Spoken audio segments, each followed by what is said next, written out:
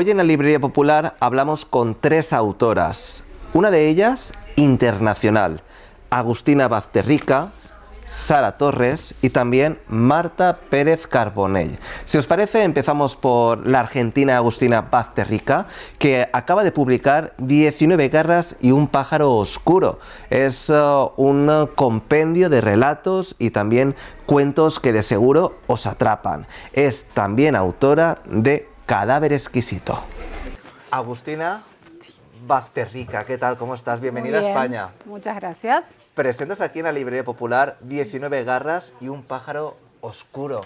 Un recopilatorio de relatos, cuentos. ¿De qué tratan? Son cuentos que escribí antes de Cadáver exquisito. Me llevaron varios años, los fui escribiendo, presentando en concursos y se publicaron en el 2016 con otro título. Y en el 2020 los publicamos con Alfaguara y le cambié el título porque es verdad que este libro tiene una mirada editorial que el otro no la tenía. Y cambiamos títulos, sacamos cuentos, agregamos otros. Y me parece que esta reunión de relatos en este libro en particular está mucho más sólida que en el anterior. ¿Has retocado algún relato? Ya que... Sí, con detalles, no en esencia, pero sí con detalles. Cambiar nombres, correcciones, aclaraciones, sí. Son relatos de terror también. ¿Juegas muchísimo con la fantasía, con la realidad? Yo diría, ahí no estoy tan segura. O sea, me parece son sí relatos que hablan de la violencia, por eso son las garras. Las garras porque yo quiero que los cuentos de alguna manera desgarren al lector, pero también están las garras de la realidad, ¿no? Que son muchas y constantes. Digo, en Latinoamérica matan a 17 mujeres por día por violencia de género. Ya con eso tenés para escribir millones de libros y para pensar el por qué también. De fantasía no sé si estoy tan de acuerdo porque me parece que todo lo que yo cuento ahí puede pasar. Sí, está llevado a un extremo, pero puede pasar. Porque lo que parece fantasía, por ejemplo, en el caso de Anita y la felicidad, que es un cuento donde un varón dice que su novia es un alien, en realidad es una primera persona que está diciendo mi novia es un alien. Por ahí es un demente que piensa eso, ¿me entendés? Pero además debajo de eso está la crítica a lo que es, bueno, este sistema opresivo del patriarcado en la cual muchos varones, no todos, hay que aclararlo, no todos, muchos varones realmente no conocen a su pareja, ¿no? No la tienen como pares. El caso extremo es el de las mujeres trofeo, ¿no? Te muestro y nada más, no me interesa lo que hay dentro, ¿no? Entonces esta cosa de cambiar a la otra persona y no conocerla realmente. Oye, ¿cómo definirías el pájaro oscuro que sobrevuela todos los relatos? Bueno, yo creo que el lector, las lectoras tienen que pensarlo. Hay muchas hipótesis. Lo puedes pensar como la violencia que atraviesa los relatos, la muerte, los pájaros literales que hay en relatos. Lo puedes pensar como la poesía de algunos relatos. Lo puedes pensar como este sistema que es el patriarcado que también atraviesa muchos de los relatos de manera banal o con humor, como en el caso que te estaba contando, o de manera mucho más concreta y dura, como en cuentos donde directamente hay relaciones muy tóxicas o pedofilia o no, cosas muy duras. El feminismo aquí en España pues ha dado pasos muy importantes, a pesar de que ahora la ultraderecha pues está intentando destruir ese discurso. En Argentina, ¿cuál es la situación del feminismo? Bueno, mira, en Argentina el feminismo es muy fuerte. Logramos el derecho al aborto, ¿sí? Y cada vez logramos más cosas, pero sí es verdad que ahora con el presidente Milei hay un cierto retroceso, porque es verdad que hubo partidos que tomaron al feminismo como bandera partidaria. Entonces él tomó al feminismo para ponerse en contra, ¿no? Y directamente insulta a las feministas, siempre está en contra o violenta a escritoras mujeres, artistas mujeres, ¿no? Nunca se mete con los varones, siempre con las mujeres. Y bueno, es lo que decía Simone de Beauvoir. Cuando hay crisis económicas o crisis sociales, los primeros derechos que van a vulnerar son los derechos de las mujeres. ¿Cómo has hecho para que no puedas dejar de leer 19 garras y un pájaro oscuro, aunque duela? Es verdad. Qué pregunta difícil. No, es que no puedes dejar de leer aunque duele lo que lees, ¿no? Y al final engancha, a lo mejor porque te duele a ti también lo que estás leyendo. Bueno, puede ser eso. También hay un tema de técnica, que es que yo uso tanto en las novelas como en los cuentos lo que es la economía de recursos, que es tratar de decir mucho con poco. Entonces, trabajar mucho con los silencios, con la paradoja, y creo que eso termina enganchando al lector, porque no le informo las cosas, sino que las sugiero. ¿Y qué historia es la que más te ha dolido contar? Porque cuentas historias increíbles, desgarradoras, sobre temas, como has dicho, de violaciones, gordofobia, machismo. Totalmente. Es una gran pregunta. A ver, creo que una de las más duras para escribir se llama Tierra, que es sobre una relación, un abuso de un padre a una hija. Y esa historia es tremenda. Y encima la escribí para un concurso acá en España que gané, de Murcia, hace un montón de años. Sí, esa es durísima, pero bueno, una de mis favoritas, que parece muy graciosa cuando la lees, sobre todo para un argentino o una argentina, pero cuando llegas al final es es tremenda. Se llama Rosa Bombón, que es una guía paso por paso para que la protagonista haga algo que no voy a decir qué es, y está llena de guiños para los argentinos y mucho humor, pero bueno, al final es tremendo. El humor negro, lo absurdo, es la mejor fórmula para, en fin, para procesar esa crueldad que a veces relatas. A veces sí, pero bueno, hay cuentos acá que no tienen humor y que son por ahí más metafísicos, y otros directamente no tienen humor y son muy crudos. Mi novela, por ejemplo, Cadáver Exquisito, no tiene una sola gota de humor y es como, bueno, me llevó a ese lugar de oscuridad total. Pero sí es verdad que acá hay cuentos con humor y que a mí me dan, cierta luz para poder tocar temas muy difíciles. Antes te he preguntado cuál es el relato que más te ha costado, pero tengo una pregunta concreta. ¿Qué es más difícil? ¿Encontrar la palabra precisa para incomodar o saber qué párrafos borrar para no dar alivio al lector? No, siempre para mí es más difícil encontrar la palabra precisa, porque no para incomodar, sino la palabra que va en ese momento, en ese texto, porque yo lo que hago con todos mis textos es justamente ir tejiendo lo que voy escribiendo. No me da lo mismo poner una palabra que la otra. No, para mí no existen los sinónimos, como decía Borges, porque cada palabra tiene su matiz, su peso, su sonido. Entonces a veces estoy horas, días o meses pensando una palabra para un texto. ¿Qué te ha dicho? Hablar sobre muchísimas cosas, pero cuando tratas sobre violaciones, y no solo a mujeres, ¿qué te han dicho las mujeres al leer ese relato?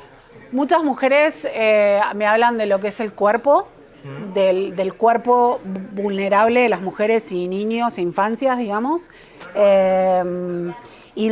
Una de mis respuestas es, yo la cito a Rita Segato, que es una antropóloga argentina feminista que yo admiro muchísimo, me parece súper lúcida, que lo que ella dice es que el cuerpo de las mujeres y las minorías, digamos, y las disidencias es un territorio de disputa, donde los varones, no todos, muchos, dejan su marca.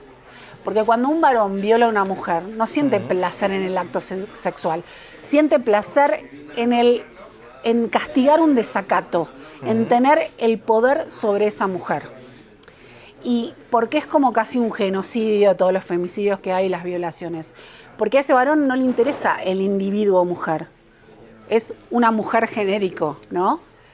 Que a nivel social, la mujer todavía al día de hoy, por más que avanzamos, sigue estando en un lugar menor. A pesar de que, por ejemplo, los de ultraderecha dicen que en las aulas no se tienen que tratar estos temas porque no es adecuado, las aulas son súper importantes para el futuro de los niños y que esto no ocurra y que haya una igualdad real y que unos no sean más que otros, ¿no? Totalmente. No, y además, ¿sabes qué? Yo voy a hablar mucho de escuelas en Argentina, porque Cadáver Exquisito se dan muchísimas escuelas, he hablado en más de 100, y hay profesores que me cuentan que gracias al programa de ESI, que es la educación sexual integral, muchos alumnos y alumnas pudieron hablar de abusos que tuvieron. Pueden reconocerlos, hablarlos y denunciarlos. Es fundamental. Claro. Pero aparte de la sexualidad, sacando el tema de los abusos y las Exacto. violaciones, que es como lo extremo y lo tremendo, la sexualidad es parte del ser humano. Claro. Digamos, somos animales. Por digamos. supuesto. Partamos de la base que somos animales y los animales se reproducen todos, ¿no? Entonces, digo, me parece fundamental entenderlo. Cuando vos entendés, podés manejarlo. Muchísimas gracias, Un placer. Agustina Bazterrica, por Muchas gracias. este momentico con nosotros. Espero que tengas muchísimo éxito con este 19 garras y un pájaro oscuro, que las garras no nos atrapen. O que sí. O que sí. O que sí. Pero que el pájaro oscuro que sobrevuele muy alto. Bueno. Cada uno que lo coja como Que quiera. lo vea. Por ahí le encanta el pájaro oscuro, porque hay un cuento acá que es sobre una mujer que mira un cuadro y hay una pequeña muerte, lo que se llama pequeña muerte, que no sé si lo tengo que decir, no lo tengo que aclarar. No lo tienes que decir, lo tienes que sabemos. Ese pájaro es bueno, por ejemplo. Bueno, Agustina, muchísimas gracias de verdad. Gracias a vos.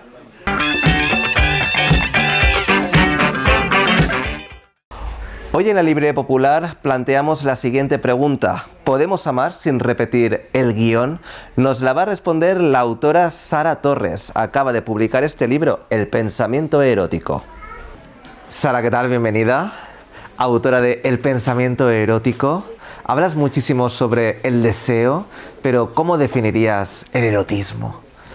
Pues al final, cuando hablo sobre el deseo, no hablo solo sobre el deseo entre personas, sino sobre el deseo como una fuerza vital que nos sirve para relacionarnos con el mundo y para encontrar como una fuente interna también de insurgencia, de resistencia.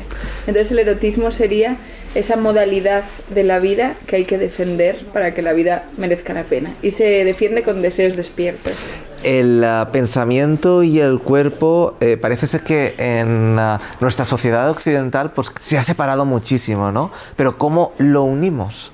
Pues lo unimos con dificultad. Como yo creo que el inconsciente occidental patriarcal es muy antiguo y no existe ninguna solución rápida ni ningún manual de instrucciones, y quien nos lo quiera dar pues nos engaña, ¿no?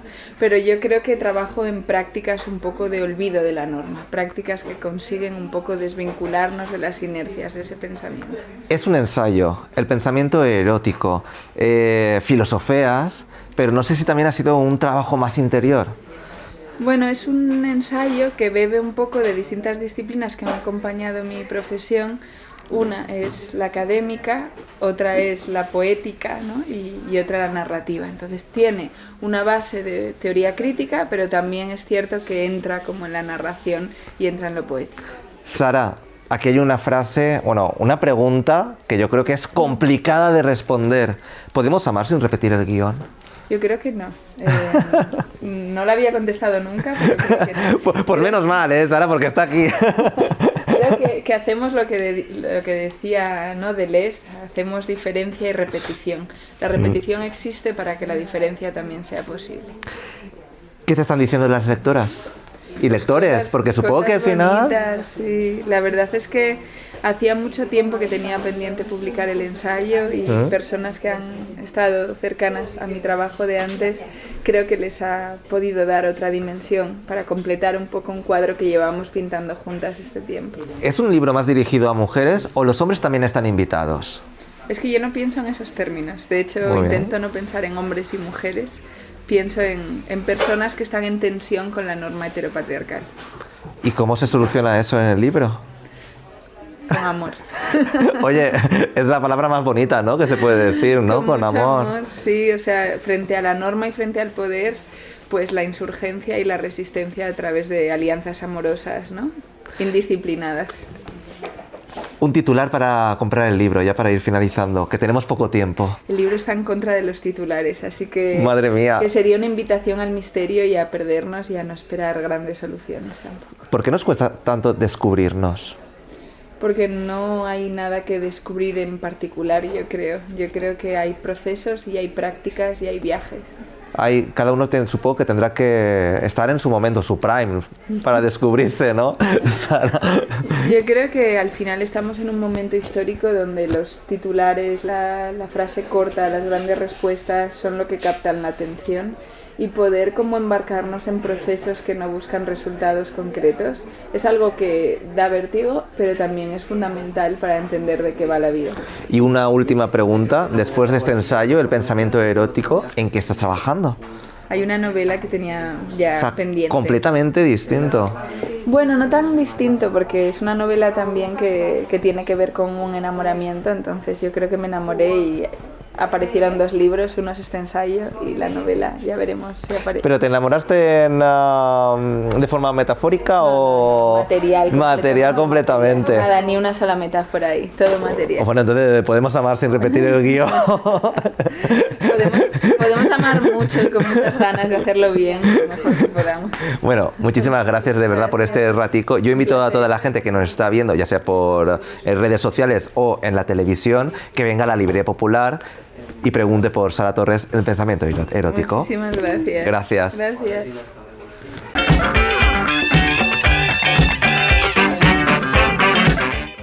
En la última entrevista te vamos a contar la historia de Linda, una popular actriz que guarda muchísimos secretos. Bueno, la historia te la va a contar la autora de Mañana seguiré viva, que es Marta Pérez Carbonell. Marta Pérez Carbonell, bienvenida, de verdad. Muchas gracias. Estás aquí en la Librería Popular para presentar Mañana seguiré viva. Y leyendo el título, pues parece ser que lo tenía un poco complicado, como que sí, como que no. Como que pudiera ser que no siguiera viva, ¿no? Exacto. Sí, el título, bueno, yo quería que el título tuviera algo de esperanzador, ¿no? Porque Mañana seguiré viva parece un enunciado, puede ser una amenaza, pero también tiene algo como grandilocuente, que luego cuando conocemos a la protagonista, la actriz, ¿no?, que protagoniza esta novela, vemos que ese Mañana seguiré viva tiene algo un poco juguetón, ¿no? Se aparece en un contexto mucho más cotidiano y dice mucho de ella, es parte un poco de su actitud vital. Habla sobre la libertad individual, por ejemplo, en este libro. ¿Es complicado? Sí, conseguirla. Sí, ¿no? Yo tengo esta idea, ¿no?, de que la protagonista y su vida, que fue un poco el motor de la historia, era un poco una historia de luchar por la libertad, ¿no? Ella lucha, es una mujer que llega a la fama en los años 50, una persona bastante transgresora, que no tiene así una estructura, vamos a decir, tradicional de familia y demás, y ella lucha por ser libre y lucha por ser quien es y comportarse como quiere comportarse en el mundo en el que vive, ¿no? Entonces es algo que recorre mucho la novela. La actriz también habla, la protagonista, digo, sobre la maternidad. Sí. ¿Cómo la ve ella y cómo la vemos nosotros? Yo tengo la sensación de que está muy idealizada. Y no sé si es cierto, porque hay muchas mujeres, no soy mujer evidentemente, pero por lo que he escuchado y por lo que veo, sí que se agarran mucho a ese concepto, ¿no? Y a veces hay que decir la verdad y no pasa nada. Claro. Igual como ser madre, cuando tienes un crío, pues a lo mejor no es tan bonito como parece, tiene sus cosas buenas y sus cosas malas. Sus cosas, sí. Claro, sí, a mí me ha interesado un poco explorar esa idea de cuál es el otro lado, ¿no? El otro lado de la maternidad, el otro lado de la fama también, ¿no? Ella es una actriz legendaria que vemos desde el principio que tiene una relación muy complicada con su hija, la que lleva mucho tiempo sin ver y no sabe nada de ella. Y yo quería pues indagar un poco, ¿no?, en esos pliegues de lo que desde fuera parece de un modo y cuando conoces la historia desde dentro también la comprendes más, porque a veces cuando vemos, ¿no?, como todos los lados, todas las caras de una historia, entonces empieza a cobrar sentido, ¿no? Y en el caso, por ejemplo, de la maternidad, yo creo que es un poco así, claro, es tan dura como dicen, porque no es solo ¿no?, ese lado de brillo. Es que estamos acostumbrados a los youtubers ahora, a los tiktokers y demás, uy, qué bonito todo, y después te quedas mirando y dices, bueno, en fin, sí, es muy bonito, es verdad que es bonito, es muy bonito, pero claro, hay diferentes lados, ¿no? Y hay un lado que se cuenta menos, y en esta historia yo jugaba un poco con esa idea de alguien que ha vivido en el ojo público, ¿no? Porque ha sido una actriz que ha ganado 2 Oscars y que ha estado muy en el ojo del huracán, ¿no? Digamos, ha sido el objetivo de muchos escándalos, se le ha criticado por muchas cosas, y en parte, ¿no? Pues por ser mala madre. Entonces a mí me interesaba un poco ver también cuál era su posición desde el punto de vista de alguien que todo el mundo tiene una idea de ella y cree conocerla, pero el otro lado de la fama, el otro lado de lo que es ser madre siendo esta persona tan célebre, pues bueno, es un poco en lo que indaga la novela. Hay muchos secretos en esta novela. Sí. Como lectora y como autora, ¿te gustaría abrir esa caja o vivir en paz? Yo creo que es inevitable que en el relato de una vida, ¿no? Existan muchos claroscuros, ¿no? Y existan muchos silencios y existan partes de la vida que no quieres o no puedes contar. Esto es lo que le pasa un poco a ella, porque nosotros la conocemos, nosotros como lectores la conocemos contando su vida, ¿no? A su biógrafo que está escribiendo este libro sobre ella, esta biografía, y lo que vemos es que ella hay muchas cosas de las que no quiere hablar, pero luego hay otras cosas que ella recuerda de un modo, y cuando luego en la novela tenemos unos saltos en el tiempo a modo de flashbacks, también vemos que fueron quizás de otro, porque ese es un tema importante de la novela también, ¿no? La memoria y la manera en que nosotros recordamos el pasado y cómo muchas veces lo falseamos y muchas veces lo imaginamos. De hecho esa es la primera frase de la novela: no se sabe nada, todo se imagina, y ese es un poco el motor, ¿no? que pone en marcha la historia. También se trata de la familia, ¿no? Sobre todo la familia que elegimos. Sí. Sobre todo, supongo que también por la hija, ¿no? Y ese concepto de mala madre que tiene ella. Sí. Y que se ha ido haciendo una familia ella. Sí, porque ella, la protagonista Linda, aunque llega a ser esta actriz tan célebre y demás, viene de un origen muy humilde, aunque toda su carrera es en Italia, ella es española, y viene de una situación familiar complicada, turbia, de la que intenta escapar, ¿no? Y ella, digamos que empieza su camino sola y va creando una familia a lo largo de su vida, que es una familia hecha a base de seres solitarios con los que se junta, con los que comienza a recorrer un camino, pero no son necesariamente ese, pues no sé, marido e hijos, ¿no? De la estructura tradicional, sino que son otras personas que ella va eligiendo, ¿no? Entonces a mí me gustaba un poco, yo la vi cuando la empecé a vislumbrar como protagonista, yo sentía que ella era una mujer transgresora, que había vivido en algún momento, un personaje lo dice, ¿no? A veces para ser libre hay que vivir como un loco. A ella se la considera una loca por una serie de avatares del libro, pero ella defiende su posición, ¿no? Y lucha para vivir como quiere vivir. ¿Tenías planeado todo lo que le iba a ocurrir a la protagonista?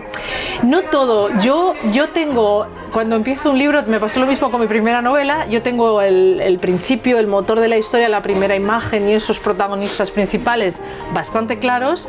Y luego veo una parte así brumosa que no tengo claro qué va a pasar, pero siento que sé cómo va a acabar. Entonces yo voy un poco con brújula, ¿no? Dicen que hay escritores que van con mapa y escritores que van con brújula. Los de mapa saben exactamente, ¿no? Lo que se van a encontrar, y los de brújula no lo tenemos tan claro, pero sabemos a dónde vamos, solo que no sabemos exactamente cómo vamos a llegar. No obstante, Marta, ¿la brújula se ha roto en alguna ocasión? No del todo, sí que se ha visto un poco borrosa a veces, ¿no? Y no tienes claro. Se ha desimantado un poco, a lo mejor. Se ha desimantado un poco, exacto. Se ha desimantado un poco y entonces tú te encuentras un poco perdida en esa bruma. Pero esa parte es uno de los aspectos más bonitos de escribir ficción, ¿no? Que tú estás caminando por un terreno desconocido y que estás escribiendo en la oscuridad sin saber exactamente qué es lo que estás queriendo decir, no ya lo que son estos personajes y lo que les pasa, sino por qué esta historia te importa tanto, y eso lo vas descubriendo tú cuando estás en ella, ¿no? Y eso es algo muy adictivo que tiene la ficción. Aunque nos has contado cosas de Linda, ¿qué es lo más complicado o lo más difícil por lo que atraviesa y tiene que superar? Sin desvelar tampoco mucho, evidentemente. Vale, sí, eso no quiero destripar. Sin destripar mucho, ella en una gala de los Oscar, a finales de los años 60, sube al escenario y allí se da una escena entre ella y el ganador de un Oscar que trasciende todas las barreras imaginables. Aquello da la vuelta al mundo, la convierte en alguien que es primero un hazmerreír, alguien, bueno, no sé, insultada, perseguida, pero luego también admirada. y la encumbra, digamos, en una especie de podio que ella no ha elegido estar, porque eso es un poco también lo que plantea la novela, ¿no? Que a ella le pasan una serie de cosas que no elige activamente, que define su carrera y su vida, ¿no? Además de todos los logros que tiene Linda y cómo se va forjando su carrera y demás, su mochila le pesa. Su mochila le pesa, sí. Ella es un personaje con un bagaje emocional grande. ¿Hay alguien que le ayude con esa mochila? Sí, hay alguien que le ayuda. En esa familia de seres, digamos, un poco solitarios y peculiares que se va encontrando ella por el camino de la vida, hay varios que le ayudan con esa mochila. Y yo creo que es que si no nos ayudan con la mochila nos pesa mucho, ¿no? También trata un poco de eso la novela, ¿no? De cómo a veces parece que estamos solos, pero no lo estamos tanto. ¿Te has inspirado con alguna actriz? En realidad ella es una creación mía, ¿no? Pero es verdad que físicamente yo la veía un poco como una especie, ¿no? de mezcla entre, pues, te digo, Claudia Cardinale, Mónica Vitti, Sofía Loren, estas mujeres que tienen una belleza casi de otro tiempo, ¿no? Y yo la veía físicamente un poco cercana a todas ellas, con algo que embelesaba, con una vitalidad que atraía a muchos. Pero luego también sentía que ella era una persona diferente, concreta, eso, era española a pesar de haber hecho su carrera en Italia. Sí, la empecé a sentir como alguien a quien yo conocía, a pesar de ser un personaje de ficción. En aquella época el feminismo, pues bueno, no es como ahora, claro. Pero podríamos decir que es una mujer empoderada, Linda. Sí, totalmente. Y ha sido, según la novela, claro, según la ficción de la novela, ella ha sido precursora de varios movimientos que luego de la primera ola del feminismo, y digamos que ha sentado algunas bases sobre la libertad sexual, sobre las elecciones sexuales de diferentes personas, y ha luchado por esa idea de que ella tiene ganas de seguir viva, que va a seguir viva y lo va a hacer en sus propios, digamos, términos. ¿Hoy sería una diva? Hoy sería una diva, yo creo que sí, yo creo que sí, ella sería una diva, además sería una de esas divas, ¿no? Como encumbradas, cuya fama evidentemente disfrutan, pero también sufren, ¿no? También es algo que acaba formando parte de esa mochila, porque de alguna manera, pues, contamina las relaciones más íntimas, ¿no? En especial con su hija, que claro, ha sufrido la fama de su madre, porque esta gran diva tan legendaria, que es un mito y demás, pues es su madre. Mira, como el hijo de Isabel Pantoja, por ejemplo, pues la imagínate. Hija, podría ser perfectamente, o de cualquier famoso actual, si es que al final es lo que hay. Y ya para finalizar, Marta, ¿tu próxima novela para cuándo? Vamos, que estás de promoción con esta, pero supongo que estarás... Estoy ahí, pero mira... ¿Estarás ya trabajando con algo? Estoy trabajando, pero está en el horno todavía. Y además, hablando de la maternidad, yo he tenido un bebé hace poco, entonces ahora me es más difícil escribir. ¿Has visto cómo tiene sus luces y sus sombras? Sí, tiene sus sombras, sí. Sus horas de... Que son muy bonitas, pero tienen otras responsabilidades. Claro. Y la escritura es verdad que necesita de ¿no? Estás como obsesionado, estás metido en un tema, en una historia y no sales de ahí. Y claro, eso es muy difícil con la maternidad, porque es difícil aislarse. Yo, que era de escribir por las mañanas tempranas, yo me levantaba, esta novela, por ejemplo, me levantaba pronto, escribía antes de que empiece el ruido de la vida, ¿sabes? Sí. Antes de ponerte a ver emails y no sé qué, yo me ponía a escribir. Pero claro, con un bebé eso ya no lo puedes hacer, ¿no? Entonces, ahora pues escribo de noche, en fin. Bueno, disfruta de la maternidad, Marta. Sí. Muchísimas gracias. Muchísimas gracias a ti, Xavi.